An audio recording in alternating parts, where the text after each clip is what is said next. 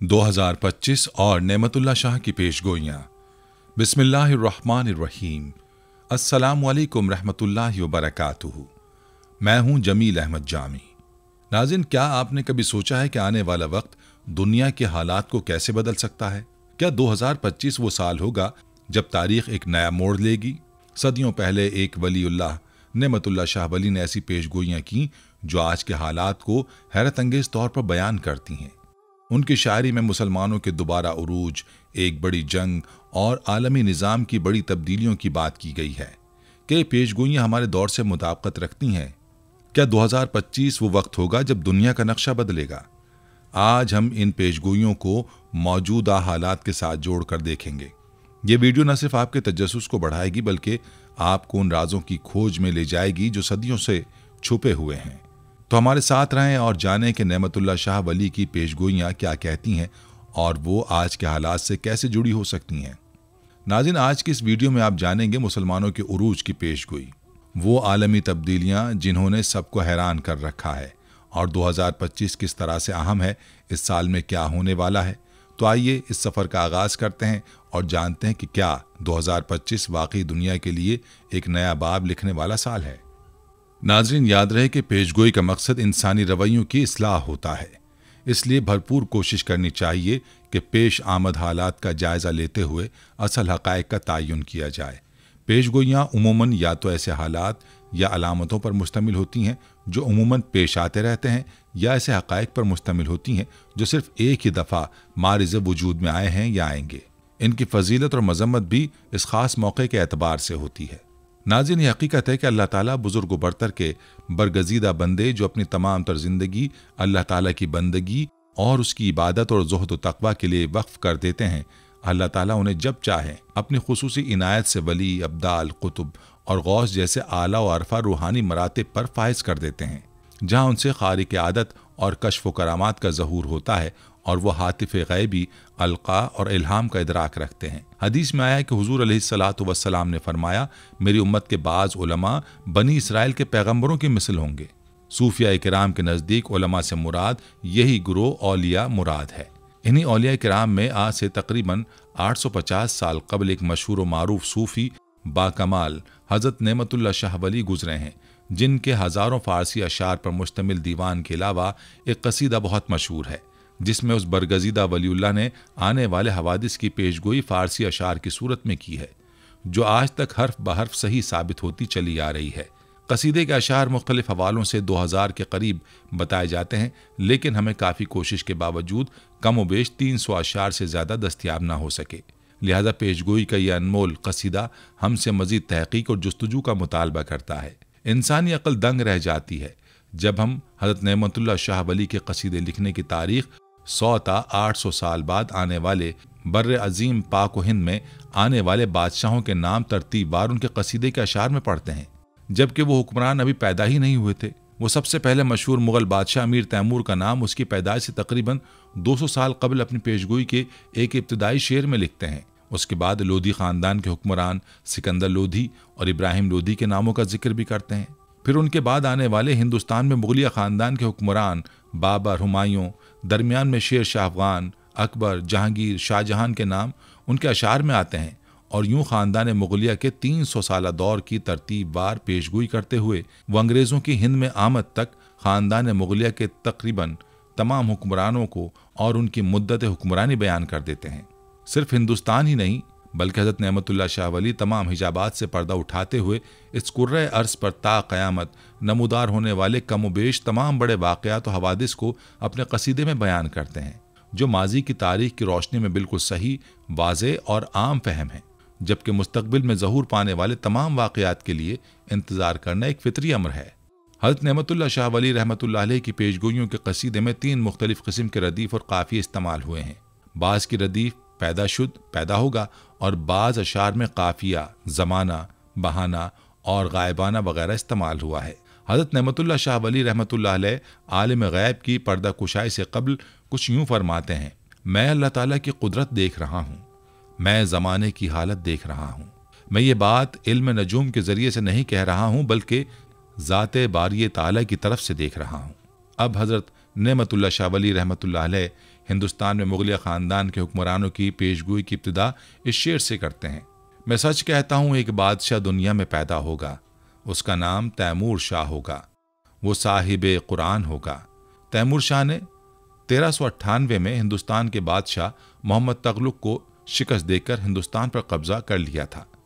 جب سکندر لودھی سے ابراہیم لودھی تک نوبت پہنچے گی تو اس بات کو یقین سے سمجھ کہ اس کی بادشاہی میں فتنہ پیدا ہوگا۔ ہندوستان میں مغلیہ خاندان کے بانی ظہیر الدین بابر، جو امیر تیمور کی 5ویں پشت میں سے تھے، انہوں نے 1526 میں پانی پت کی پہلی لڑائی میں لودھی خاندان کے آخری حکمران ابراہیم لودھی کو شکست دے کر دہلی پر قبضہ کر لیا تھا۔ بابر کے متعلق حضرت نعمت اللہ شاہ بابر کے اقتدار میں آنے سے 350 سال قبل اپنے ایک شعر میں مندرج تاریخ 570 ہجری بمطابق 1174 عیسوی میں پیشگوئی کرتے ہوئے فرماتے ہیں: اس کے بعد ملک کابل کا بادشاہ بابر دہلی میں ہندوستان کا ولی ظاہر ہوگا۔ بابر کے بیٹے ہمایوں اور اس دوران شیر شاہ سوری کے ظاہر ہونے کے بارے میں لکھتے ہیں: پھر اللہ تعالیٰ کی طرف سے بادشاہی ہمایوں تک پہنچے گی، جبکہ اسی دوران قدرت کی طرف سے ایک افغان ظاہر ہوگا۔ تاریخ ہند بتاتی ہے کہ شیر شاہ سوری سے شکست کھانے کے بعد ہمایوں نے نظام سقہ کے ذریعے دریائے گنگا پار کر کے جان بچائی اور ایران کے بادشاہ کے پاس پناہ لی، جس نے اس کی بڑی قدر و منزلت کی، اور چند سال بعد جب شیر شاہ سوری چل بسا تو ہمایوں نے شاہ ایران کی مدد سے 1555 عیسوی میں دوبارہ ہندوستان پر قبضہ کر لیا اور یوں کل ملا کر 1530 عیسوی تک حکومت کی۔ ناظرین، اسی طرح آپ کو کچھ مزید پیشگوئیاں بتاتے چلیں۔ ہمایوں بادشاہ ہندوستان پر قبضہ کر لے گا، اس کے بعد اس کا بیٹا اکبر ملک کا بادشاہ بن جائے گا۔ چنانچہ جلال الدین محمد اکبر نے تقریباً 50 سال تک ہندوستان پر بادشاہت کی۔ اس کے بعد جہانگیر عالم پناہ ہوگا، یہ مہتاب کامل کی طرح تخت پر جلوہ گر ہوگا۔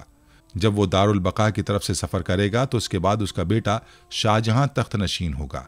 وہ قرن سے زیادہ اور 40 سال سے کم بادشاہی کرے گا، جبکہ اس کا بیٹا اورنگزیب اس کے سامنے ہی اس وقت تخت پر جلوہ افروز ہو جائے گا۔ نادر شاہ ایران سے آ کر ہندوستان کا تخت چھین لے گا، لیکن اس کی تلوار کے زور سے دہلی کا قتل عام ہوگا۔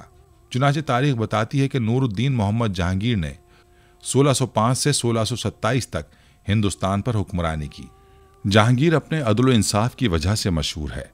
اس کا مقبرہ شاہدرہ لاہور میں ہے، جس سے 200-300 گز کے فاصلے پر اس کی بیوی ملکہ نور جہاں کا مزار ہے۔ یہاں یہ بات کسی قدر قابل توجہ ہے کہ امیر تیمور اور ظہیر الدین بابر سے لے کر خاندان مغلیہ کے آخر تک تمام حکمرانوں کے ناموں کا ترتیب وار ذکر موجود ہے۔ وہاں صرف محی الدین محمد اورنگزیب کا نام کسی بھی شعر میں نہیں ہے، اگرچہ اس کے نام کے بغیر اس کا ذکر اپنے باپ شاہجہاں کے بعد اشعار میں موجود ہے۔ شاید اس کی وجہ یہ ہو کہ اورنگزیب، جس نے قریباً 50 سال تک ہندوستان پر بادشاہی کی، واحد مغل حکمران ہے جس نے تخت نشینی کی صدیوں پرانی روایات سے انحراف کیا تھا۔ اورنگزیب کے بعد خاندان مغلیہ کا زوال شروع ہو گیا۔ حضرت نعمت اللہ شاہ ولی رحمۃ اللہ علیہ ایک بار پھر بابر کے دور حکومت کی طرف پلٹتے ہوئے سکھوں کے بانی پیشوا گرو نانک کا ذکر بھی فرماتے ہیں۔ بابر بادشاہ جو ہوگا، اس کے چند روز بعد سالکوں کے درمیان ایک فقیر پیدا ہوگا، اس کا نام نانک ہوگا۔ بہت سے لوگ اس کی طرف رجوع کریں گے۔ اس بے اندازہ فقیر کا بازار گرم ہوگا اور چرچا ہوگا۔ گرو نانک 1441 عیسوی میں پیدا ہوئے اور 1538 میں ان کا انتقال ہوا۔ بر صغیر پاک و ہند میں انگریزوں کی آمد کے بارے میں پیشگوئی کرتے ہوئے حضرت نعمت اللہ شاہ ولی لکھتے ہیں: وہ جنگجو راجے مہاراجے جو شراب اور بھنگ کے نشے میں مست ہوں گے، ان کے ملک میں انگریز تاجرانہ انداز میں داخل ہوں گے۔ ہندوستان پر انگریزوں کا ایسٹ انڈیا کمپنی کے آڑ میں قبضہ کرنے کی شاطرانہ چال تاریخ کا حصہ ہے۔ اس کے بعد عیسائی تمام ہندوستان پر قبضہ کر لیں گے اور 100 سال تک ان کا حکم ہندوستان پر چلتا رہے گا۔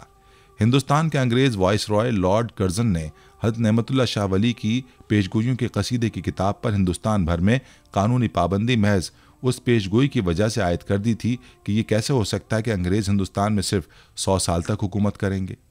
جنگ عظیم اول و دوئم کے بارے میں پیشگوئی کرتے ہوئے حضرت نعمت اللہ شاہ ولی رحمۃ اللہ علیہ کہتے ہیں: جنگ جیم یعنی جرمن کی جنگ میں آسمان عیسائیوں کو مبتلا کر دے گا اور ان کے لیے تباہی و بربادی کا نشان ظاہر ہوگا۔ جنگ عظیم اول 1914 سے 1918 تک رہی، پھر 21 سال بعد دوبارہ 1939 سے 1945 تک جنگ عظیم دوئم جرمنوں سے عیسائیوں کی طرف لڑی گئی۔ नाज़रीन, एक और जगह पर वो लिखते हैं कि अगरचे अहले बरतानिया जर्मनों पर फतह पा लेंगे, लेकिन जंग की तबाहकारियों से उनके निज़ाम हुकुम में बहुत ज़्यादा कमज़ोरी पैदा हो जाएगी। हज़रत नेमतुल्लाह शाह वली रहमतुल्लाह अलैह अंग्रेज़ों के बारे में आगे पेशगोई करते हैं, अगरचे अंग्रेज़ हिंदुस्तान को खुद ही छोड़ जाएंगे, लेकिन वो अपने मकरो फरेब से लोगों में एक जानलेवा झगड़ा छोड़ जाएंगे। नाज़रीन, ख्याल ये किया जाता है कि इस पेशगोई में मसला कश्मीर का जिक्र है। नाज़रीन, क़याम पाकिस्तान का जिक्र इन पेशगोइयों के कसीदे में कुछ इस तरह किया गया है। जब हिंदुस्तान दो हिस्सों में तकसीम हो जाएगा, इंसानों का खून बेदरेग जारी होगा, शोरिश व फितना इंसानी सोच से बाईद होगा, मुसलमान अपने असलाफ के इलाके पंजाब, सिंध, सरहद और बलूचिस्तान में पनाह हासिल करेंगे। इस रंज के बाद उनकी बख्तावरी जाहिर होगी। क़याम पाकिस्तान के बाद हज़रत नेमतुल्लाह शाह वली रहमतुल्लाह अलैह पाकिस्तान और हिंदुस्तान के दरमियान होने वाली 1965 की जंग की पेशगोई करते हुए बताते हैं कि 17 रोज़ की जंग के बाद अल्लाह ताला के फजलो करम से इस्लाम के गाजी खून रेजी करके और कुर्बानी देकर कामयाब होंगे। इस शेर में अय्याम हफ्दा 17 दिन के अल्फाज कहकर हज़रत नेमतुल्लाह शाह वली रहमतुल्लाह अलैह ने 800 साल कबल 6 सितंबर 1965 की पाक भारत की 17 रोज़ा जंग न एक दिन कम न एक दिन ज़्यादा की बात करके अपनी पेशगोई का लोहा मनवाया है। इसके साथ ही आप रहमहुल्लाह 1971 की जंग के बारे में पेशगोई करते हैं, मशरक़ी पाकिस्तान हीलाकारों के फरेब से तबाह होगा, जबकि मगरबी पाकिस्तान वाले अपने संग दिलाना फेल पर गिरियावजारी करेंगे। आप रहमहुल्लाह की इस पेशगोई के पेश नज़र अहले फ़हम व फ़िरासत पाकिस्तान के हुक्मरानों और मगरबी पाकिस्तान के बाइख्तियार ब्यूरोक्रेसी के मुतासिबाना, जानिबदाराना और गैर मुनसिफाना पॉलिसियों को मशरक़ी पाकिस्तान की अलहदगी की बुनियादी वजह करार देते हैं। आप मज़ीद फरमाते हैं कि वो कीना परवर बनिया इंदिरा गांधी, जिसका नाम गाफ के हर्फ से शुरू होगा, उसके नाम के कुल 6 हुरूफ गाफ, अलीफ, नून, दाल, हे, ये होंगे। वो अपने मकर और मक्कारी से यकीनी तौर पर फाते होगी। नाज़रीन, अब हम हज़रत नेमतुल्लाह शाह वली रहमतुल्लाह अलैह की उन पेशगोइयों का जिक्र करते हैं जिनका ताल्लुक पाकिस्तान के मुस्तकबिल से है। उन पेशगोइयों के मुताबिक पाकिस्तान में क्या होने वाला है, ज़रा गौर से सुनिएगा। नाज़रीन, आप रहमहुल्लाह अपने एक शेर में यूं पेशगोई फरमाते हैं, मुहर्रम के महीने में मुसलमानों के पास हथियार आ जाएंगे। मुसलमान उस वक्त जारहाना कदम उठाएंगे। तुर्की, अरब, ईरान और मशरिक़ वुस्ता वाले इमदाद के जज्बे से दीवाना वार आएंगे। चित्राल, नांगा पर्वत, चीन के साथ गिलगित का इलाका मिलकर तिब्बत का इलाका मैदान जंग बनेगा। नाज़रीन, आपको बताते चलें कि भारत पूरी तरह पाकिस्तान के शुमाली इलाका जात, जिनका नेमतुल्लाह शाह वली ने जिक्र किया है, शदीद फितना और फसाद फैला रहा है। इन इलाकों में अलहदगी पसंद तहरीकों को हवा दी जा रही है। पाकिस्तान के शुमाली और कबायली इलाकों में तहरीक तालिबान के खवारिज की हिमायत भी उसी भारतीय साजिश का नापाक हिस्सा है। आप मजीद फरमाते हैं कि तुर्की, चीन और ईरान वाले बाहम यकजा हो जाएंगे।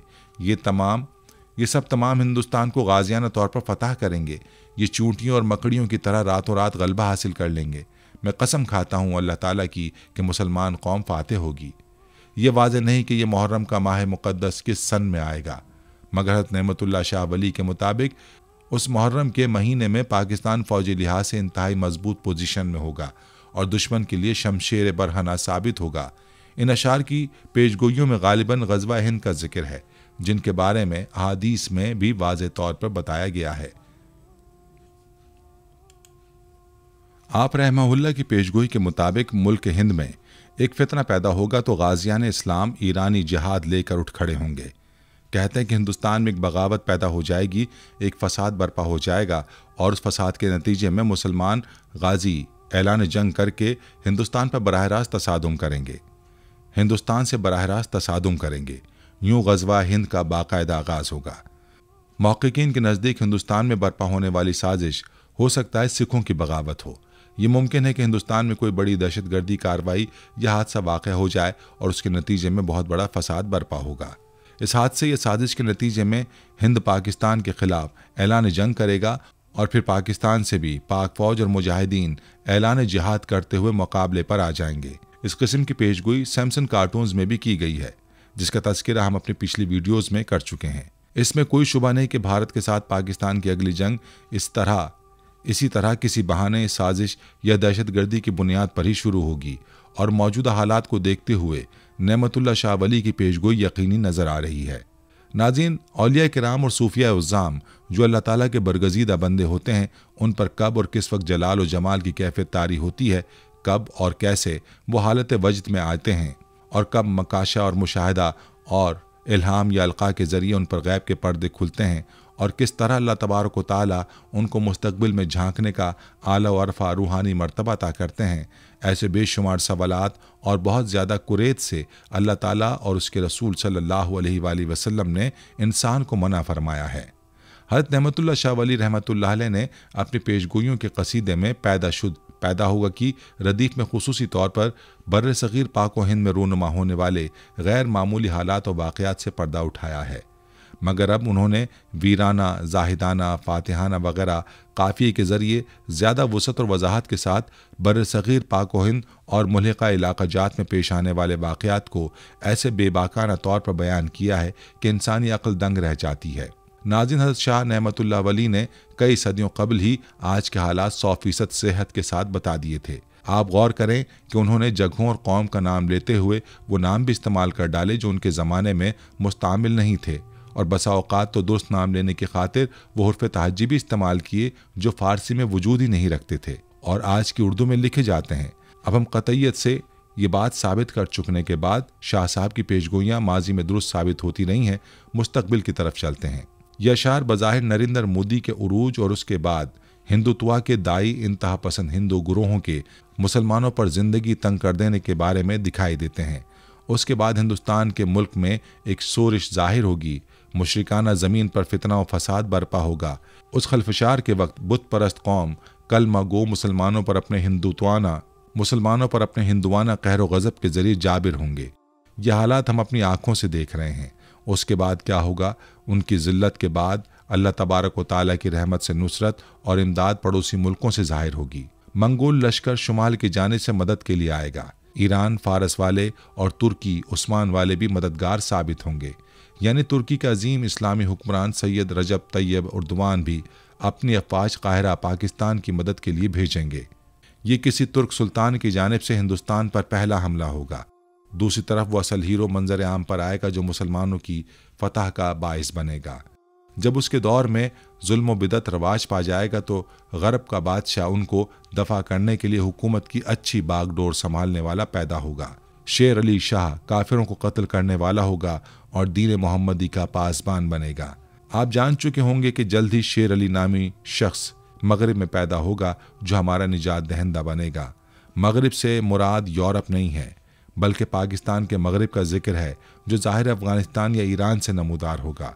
जंगी हथियार और जंगी कार्रवाई का माहिर लश्कर आएगा जिससे मुसलमानों को ज़बरदस्त और बेहिसाब तक़वियत पहुँचेगी। तुर्की, अरब, ईरान और मशरिक़ वस्ता वाले इमदाद के जज्बे से दीवाना वार आएंगे। नेस पहाड़ों, बयाबानों और सहराओं से अरब भी आएंगे। आग वाला सैलाब हर तरफ रवां दवां होगा। चित्राल, नांगा पर्वत, चीन के साथ गिलगित का इलाका मिलकर तिब्बत का इलाका मैदान जंग बनेगा। तुर्की, चीन और ईरान वाले बाहम यकजा हो जाएंगे। ये सब तमाम हिंदुस्तान को गाजियाना तौर पर फतह कर लेंगे। ये चूंटियों और मकड़ियों की तरह रातों रात गलबा हासिल कर लेंगे। मैं कसम खाता हूँ अल्लाह ताला की कि मुसलमान कौम फाते होगी। अहले काबुल भी काफिरों को कत्ल करने के लिए निकल आएंगे। काफिर लोग दाएं बाएं बहाना साजी करेंगे। सरहद के गाजियों से ज़मीन मरकत की तरह लर्ज उठेगी। वो मकसद के हुसूल के लिए दीवाना वार आएंगे। ब्रिटिश दौर के शुमाल मगरबी सरहदी सूबे का नाम लेकर शाह साहब ने उस खित्ते के मुजाहिदीन की शुजाअत की तारीफ़ की है। उसी दौरान एक बड़ी जंग अजीम लड़ी जाएगी। उस जंग से एक आलिम का कत्ल बगैर शक व शुबा ज़ाहिर होगा। शाह गरबिस्तान हथियारों और असलहे के ज़ोर पर फतह हासिल करेगा, जबकि काफिर कौम को ऐसी शिकस्त से दो चार होना पड़ेगा जो किसी के वहमो गुमान में भी ना होगी। आम व खास सब के सब लोग जमा हो जाएंगे। इस काम में सैकड़ों किस्म के गम की ज़्यादती होगी। फरीज़ा हज के बाद और ईद उल फितर की नमाज से पहले हाथ से निकले हुए इलाके को हासिल कर लेंगे जो उन्होंने गाज़बाना ज़ब्त किया हुआ था। दरिया सिंध काफिरों के खून से 3 मरतबा भर कर जारी होगा। नोट करें कि शाह साहब ने शेर में दरिया सिंध के फ़ारसी नाम रूद हिंद के बजाय रूद अटक का लफ्ज़ इस्तेमाल किया है जो उनकी रूहानी सलाहियत का नाकाबिल तरदीद सबूत है। हुर्फ टे के फ़ारसी में ना होने के बावजूद इस फ़ारसी शेर में उसके इस्तेमाल की वजह यह है कि ये पेशगोइयाँ मौजूदा पाकिस्तान के उर्दू दान तबके के लिए की गई हैं। पंजाब, शहर लाहौर, मुल्क कश्मीर नुसरत शुदा, दरियाए गंगा और जमुना का इलाका बंजोर शहर पर मुसलमान गालिबाना कब्जा कर लेंगे, यानी मशरक़ी पंजाब के अलावा यूपी का पूरा इलाका भी फतह करने की खुशखबरी दे दी गई है। खूबरू लड़कियां और हसीन दिलरुबाएं मुजाहिदीन माल गनीमत के ज़ुमरे में अपनी मिल्कियत में ले लेंगे। इस शेर से हमें यही समझ आता है कि मुंबई भी फतेह हो इस शेर से हमें यही समझ आता है कि मुंबई फतह हो जाएगा। उसकी फिल्म इंडस्ट्री जो अपनी हर फर्जी फिल्म में पाकिस्तान को शिकस्त देती है, हकीकी जंग में पाकिस्तान के कब्जे में आ जाएगा। उस काम के बाद काफिर मगलूब हो जाएंगे और मुसलमानों की जर्री अफवाज फतह हासिल करके खुश हो जाएंगी। ये लड़ाई 6 माह तक इंसानों के बीच चलती रहेगी। मुसलमान अल्लाह के फजल से फाते होंगे, खुदा के हुक्म से मुसलमान खुश हो जाएंगे। अल्लाह पाक खालिकाना लुत्फ़ व करम फरमाएंगे। दीन और ईमान के जुमला बदखा लोग कत्ल कर दिए जाएंगे। तमाम हिंदुस्तान हिंदुओं की अमलदारी से पाक हो जाएगा। इस्लाम का गलबा 40 साल तक हिंदुस्तान के मुल्क में रहेगा। उसके बाद दज्जाल ईरान के शहर इस्फहान से ज़ाहिर होगा। हिंदुस्तान की तरह मगरिब यानी यूरोप की तकदीर भी ख़राब हो जाएगी। तीसरी जंग अजीम शुरू हो जाएगी। नाज़रीन, ये पेशगोइयाँ सुनकर आप जान चुके होंगे कि हम न सिर्फ कश्मीर बल्कि पूरे हिंदुस्तान पर फतह करने वाले हैं। नाज़रीन, ये पेशगोइयाँ सुनकर आप जान चुके होंगे कि हम न सिर्फ कश्मीर बल्कि पूरा हिंदुस्तान भी फतह करने वाले हैं। इन पेशगोइयों में सिर्फ दरिया अटक के खून पर भरने से हमें तशवीश है। कुफ्फार का लश्कर क्या कश्मीर की तरफ से ये अलगार करता हुआ अटक तक पहुँचेगा जहाँ उसे फैसला कुन शिकस्त होगी, या फिर ये लाहौर की तरफ से हमला आवर होगा और पूरे पंजाब पर कब्जा करने के बाद दरिया अटक तक पहुँचेगा और जहन्नुम वासिल होगा। ये भी नोट करें कि शाह साहब की पेशगोइयों से ये बात वाज़ेह है कि ना तो पाकिस्तान अटक तक का वसी रकबा गंवाने के बावजूद एटमी हथियार इस्तेमाल करेगा और ना ही हिंदुस्तान मुकम्मल तौर पर फतह होने के बावजूद अपने एटमी असलहे को इस्तेमाल में लाएगा। यह मुमकिन है कि एटमी असला इस्तेमाल करने की कोशिश की जाए मगर रूहानी असर की वजह से वो नाकारा हो जाए, ताकि मुसलमान एक बार फिर मुकम्मल बर्र सगीर पर अपना सब्ज झंडा लहरा सकें। एक जगह पर आप फरमाते हैं, वो राज जो मैं बयान कर चुका हूँ, वो मोती जो मैं परो चुका हूँ, ये गैबी सनद है। ये मैंने इसलिए बयान किया कि अल्लाह ताला इस्लाम की यकीनन मदद करेंगे। मजीद फरमाते हैं, अगर तू उजलत चाहता है और अल्लाह की मदद चाहता है तो खुदा के लिए अल्लाह के नेक बंदों के कौल की पैरवी कर। तो उस वक्त किसी को अहल हक ना देखेगा। लोग चोर और डाकुओं के सर पर दस्तार रखेंगे। ये शेर भी हाल यानी मौजूदा दौर से मुताल्लिक मालूम होता है। बाज़ औक़ात बात इशारा और किनायों में कही जाती है। ये शेर भी ज़माने हाल यानी मौजूदा दौर के बारे में साबित हो सकता है। ये शेर भी ज़माने हाल यानी मौजूदा दौर के बारे में हो सकता है। नाज़रीन, ये थी कुछ नेमतुल्लाह शाह की पेशगोइयाँ जो माजी में सच साबित हो चुकी हैं और कुछ पूरा होने के इंतज़ार में हैं। मुख्तसरन ये कहा जा सकता है कि नेमतुल्लाह शाह रहमतुल्लाह अलैह के मुताबिक हिंद में एक ऐसी इस्लामी रियासत कायम होगी जिसका सिपह सालार एक जंगजू और निडर मुसलमान होगा और उसकी क़यादत में मुसलमान और मुशरिकीन के दरमियान कई बड़ी जंगें होंगी, जिसमें आखिरकार मुसलमानों को तमाम दुनिया पर फतह हासिल होगी और इस्लाम का बोलबाला होगा। नाजरीन, याद रहे कि हिंदुस्तान ज़मीन का वो हिस्सा है जहाँ अबुल बशर हज़रत सैयदना आदम अलैहिस्सलाम ने सबसे पहला कदम रखा। उन पर वही का आगाज़ भी यहीं हुआ। नूर मोहम्मदी सल्लल्लाहु अलैहि वसल्लम हज़रत आदम अलैहिस्सलाम की पेशानी में अमानत था। इस तरह रसूल खुदा सल्लल्लाहु अलैहि वसल्लम का इब्तिदाई ज़हूर इसी सरज़मीन पर हुआ। इसलिए आप सल्लल्लाहु अलैहि वसल्लम ने फरमाया, मुझे हिंदुस्तान से रब्बानी खुशबू आती है। रिवायात के मुताबिक हिंदुस्तान में इस्लाम का पैगाम नबी करीम सल्लल्लाहु अलैहि वसल्लम की हयात तय्यबा में पहुँच चुका था। आमद इस्लाम से कबल भी अरब के अहले हिंद से ताल्लुकात थे और सबसे बढ़कर ये बात अहम है कि जिस खित्ता ज़मीन को अल्लाह रब्बुल इज़्ज़त ने उस दौर में इस्लाम की सरबुलंदी, हरम की पासबानी और आलम इस्लाम की क़यादत के लिए मुंतखब किया है, ये पाकिस्तान है जो उम्मत की आबरू और हरम की निगहबानी का अमीन है, क्योंकि ये दुनिया का वाहिद मुल्क है जिसकी तख्लीक अल्लाह ताला की वहदानियत की बुनियाद पर उस्तवार नज़रिया पाकिस्तान के तहत की गई। मगर बदकिस्मती से आज ये कौम अपनी गलतियों के बाइस अपनी मंजिल गुम कर चुकी है। इसका नतीजा ये निकला कि आलमी सतह पर पाकिस्तान की कोई मजबूत साख नहीं, और अगर अब भी तौबा का रास्ता नहीं अपनाया तो अल्लाह ताला इस कौम के साथ वैसा ही मामला करेगा जैसा खिलाफत अब्बासिया के साथ तातारियों के ज़रिए किया था। دوستوں یہاں یہ بات یاد رکھنی چاہیے کہ اس سے اللہ کا دین ختم نہیں ہوا تھا، بلکہ اس وقت کے مسلمانوں کی جگہ نئے مسلمانوں نے لے لی تھی جو انہی تاتاریوں میں سے مسلمان ہوئے تھے۔ اللہ تعالیٰ کو اپنے دین کے لیے کسی قوم کی حاجت نہیں ہے، مگر مسلمانوں کو ہمیشہ اسلام کی حاجت رہی ہے اور رہے گی۔ اس لیے مسلمانوں کو چاہیے کہ اسلام سے دوری اختیار نہ کریں، بلکہ اسلام کو مضبوطی سے تھامیں۔ اللہ کی رسی کو مضبوطی سے تھامنے میں ہی مسلمانوں کے لیے خیر ہے، اور اس میں مسلمانوں کی دنیا اور آخرت کی عزت اور وقار ہے۔ لیکن افسوس کہ آج کا مسلمان غیر مسلم کے بچھائے ہوئے جالوں میں خود پھنس چکا ہے اور مزید ان جالوں میں پھنستا چلا جا رہا ہے۔ خدارا اب بھی وقت ہے کہ ہم لوٹ آئیں اور ایک ہو جائیں۔ دوستو یاد رکھیں، پاکستان کا معرض وجود میں آنا محض کوئی اتفاق نہیں، بلکہ اس کے وجود میں آنے کی وجہ حکم الہی اور مستقبل قریب میں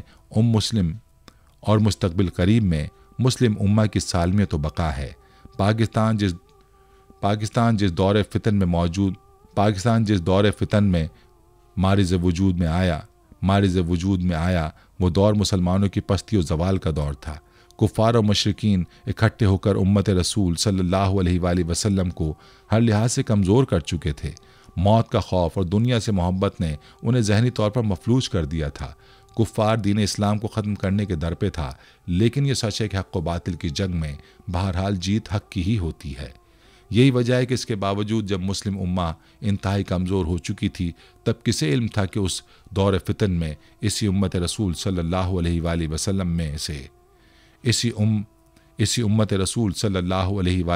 میں سے ہند کے علاقے سے اللہ ایک قوم منتخب کرے گا جو جہاد میں ثابت قدم ہوگی، کافروں کے لیے انتہائی سخت اور راہ مستقیم پر چلنے والے مسلمانوں کے لیے مشعل راہ ہوگی۔ دوستو غالب گمان یہی ہے کہ ہند کے علاقے سے منتخب کردہ قوم پاکستان ہی کی قوم ہے، جس کو ہندوؤں سے الگ کر کے ایک الگ ریاست یعنی پاکستان عطا کیا گیا، اور انشاءاللہ غزوہ ہند میں شمولیت اسی قوم کے مقدر میں آئے گی۔ غزوہ ہند سے متعلق مشہور حدیث میں حضور صلی اللہ علیہ وآلہ وسلم نے مشرق کی طرف ایک اشارہ کر کے فرمایا کہ جب میرا دین پوری دنیا میں کمزور ہوگا تو وہاں سے اٹھے گا۔ ایک اور جگہ حضور علیہ الصلاۃ والسلام نے فرمایا مجھے مشرق سے ٹھنڈی ہوائیں آ رہی ہیں۔ ایک اور حدیث میں حضرت ثوبان رضی اللہ عنہ سے روایت ہے کہ رسول اللہ صلی اللہ علیہ وآلہ وسلم نے فرمایا میری امت میں دو گروہ ایسے ہوں گے جنہیں اللہ تعالیٰ نے آگ سے محفوظ کر دیا ہے۔ ایک گروہ ہندوستان پر چڑھائی کرے گا اور دوسرا گروہ جو عیسیٰ ابن مریم علیہ السلام کے ساتھ ہوگا۔ اسی طرح ایک اور حدیث میں حضرت ابو ہریرہ رضی اللہ عنہ سے مروی ہے کہ رسول اللہ صلی اللہ علیہ وآلہ وسلم نے مجھ سے بیان کیا کہ اس امت میں سندھ اور ہند کی طرف لشکروں کی روانگی ہوگی۔ اگر مجھے ایسی کسی مہم میں شرکت کا موقع ملا اور میں اس میں شریک ہو کر شہید ہو گیا تو ٹھیک، اگر غازی بن کر واپس لوٹ آیا تو میں ایک آزاد ابو ہریرہ ہوں گا جسے اللہ تعالیٰ نے جہنم کی آگ سے آزاد کر لیا۔ دوستو ان روایت کا بار بار تذکرہ اس لیے کیا جاتا ہے کیونکہ ان روایت میں غزوہ ہند کی اہمیت بیان ہوئی ہے، اور دیکھا جائے تو ملک پاکستان ہی ہند کا وہ علاقہ ہے جس کو اللہ رب العزت نے ایٹمی طاقت سے بھی نوازا ہے، اور پوری امت کی نظریں مشکل وقت میں پاکستان پر جمی رہتی ہیں، لہٰذا غزوہ ہند کے تذکرے میں پاکستان کو نظر انداز نہیں کیا جا سکتا۔ ناظرین، نعمت اللہ شاہ ولی کی پیشگوئیوں میں مسلمانوں کے زوال اور پھر عروج کا ذکر بڑی وضاحت کے ساتھ کیا گیا ہے۔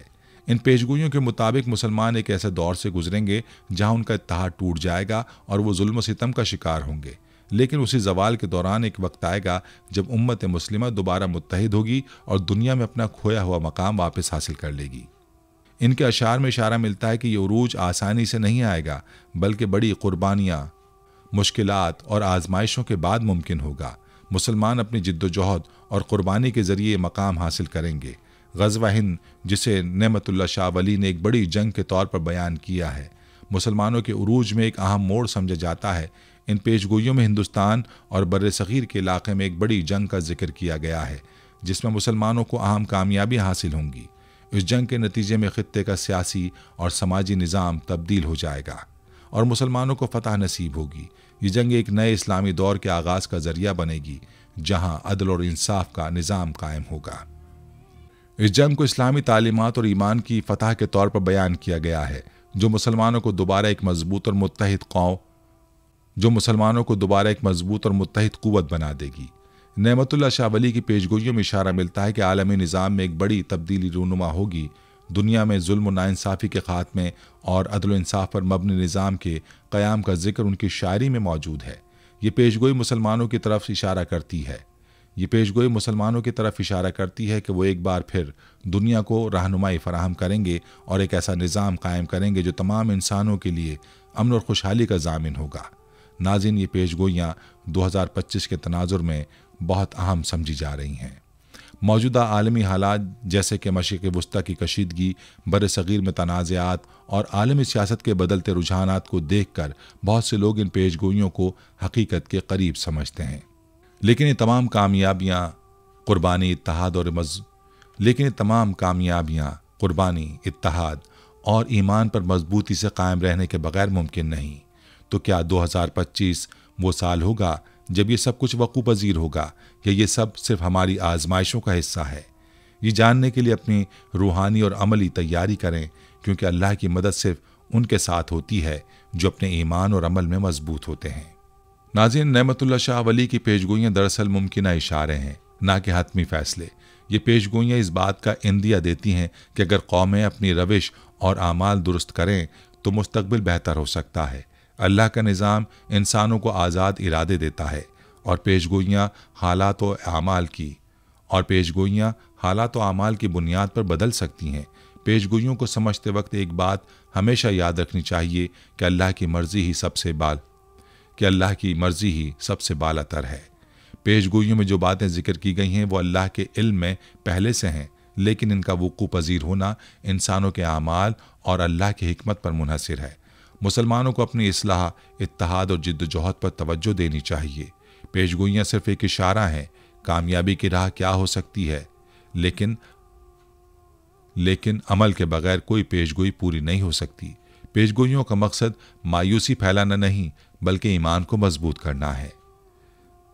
मुस्तकबिल का दारो मदार हमेशा इंसान के आमाल और अल्लाह की रज़ा पर होता है। लिहाजा पेशगोइयों की उम्मीद, रहनुमाई और अमली इक़दामात की तरगीब के तौर पर देखें।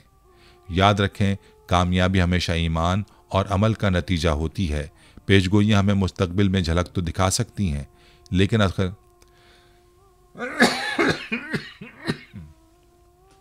लेकिन असल फैसला हमारे आमाल करेंगे। आइए हम अपनी इस्लाह करें और अपने ईमान को मजबूत करें ताकि हम मुस्तकबिल के चैलेंजेस का सामना कर सकें। हमें अपनी दुनियावी ज़िंदगी को बेहतर बनाने के साथ साथ अपनी आखिरत की भी तैयारी करनी है। नेमतुल्लाह शाह वली की पेशगोइयाँ हमें ये सबक देती हैं कि कुर्बानी, इत्तेहाद और ईमान के ज़रिए हम किसी भी मुश्किल को अबूर कर सकते हैं। इस वीडियो के तवस्सुत से नाज़रीन तक ये पैगाम पहुँचाना चाहते हैं कि कुरान और हदीस को समझने के लिए वक्त निकालें, अपनी ज़ात के बजाय उम्मत के लिए सोचें। ये वक्त है कि हम नेमतुल्लाह शाह वली जैसे बुज़ुर्गों की बातों को संजीदगी से लें और उनसे रहनुमाई हासिल करें। अल्लाह हमें हिदायत दे और हमें एक मजबूत और मुत्तहिद उम्मत बनने की तौफ़ीक़ अता फ़रमाए। आमीन। नाज़रीन, ये थी हमारी आज की वीडियो। हम उम्मीद करते हैं कि आपको हमारी आज की ये वीडियो ज़रूर पसंद आई होगी। अगर आपको हमारी आज की ये वीडियो पसंद आई है तो आपसे गुजारिश करते हैं कि आप हमारे चैनल को ज़रूर सब्सक्राइब कर लें और साथ ही लगे बेल के बटन को भी प्रेस कर लें, ताकि आपके पास हमारी आने वाली मज़ीद मालूमाती वीडियोज़ का नोटिफिकेशन बर वक्त मिलता रहे। सब्सक्राइब के साथ साथ हमारी वीडियोज़ को लाइक भी करें और अपनी कीमती राय का इजहार कमेंट्स में ज़रूर करें। कमेंट्स में आप अपने सवालात भी हम तक पहुँचा सकते हैं। अल्लाह ताला आपको अपने हिफ्ज़-ओ-अमान में रखे। आमीन।